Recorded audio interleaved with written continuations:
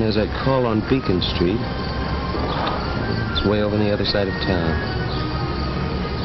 Well, might just as well go after it right now. Number 8 of Contractor 10 Commandments is do the hardest things first. Okay, you've got 3 jobs going on and you started them all, but for some reason none of them are complete.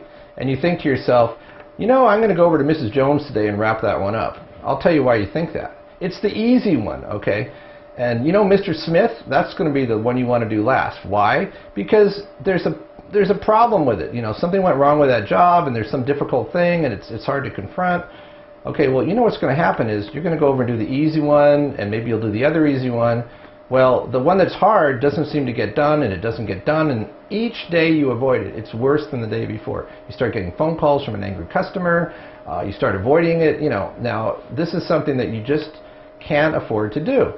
By the way, this is in any situation. Like, let's say you're doing paperwork, and it's really easy to endorse checks that you're going to deposit. It's not so easy to, you know, worry about your bank account and figure out how much money you have in it, you know, that kind of thing. So if you do the easy thing first, this is what happens. You end up with harder and harder things to do that are harder and harder to confront, and they start stacking up.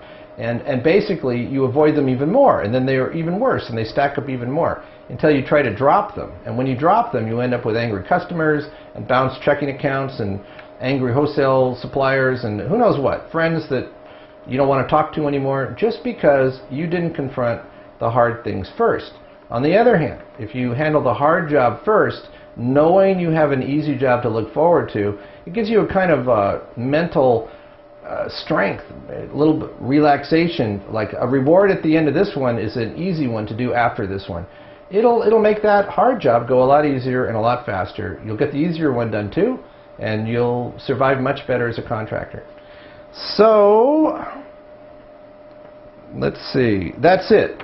So that's the end of that particular one, commandment number 8. And if you want to see any more of these Contractor 10 Commandments, just go to the address at the bottom of this screen. Thanks a lot. Happy contracting.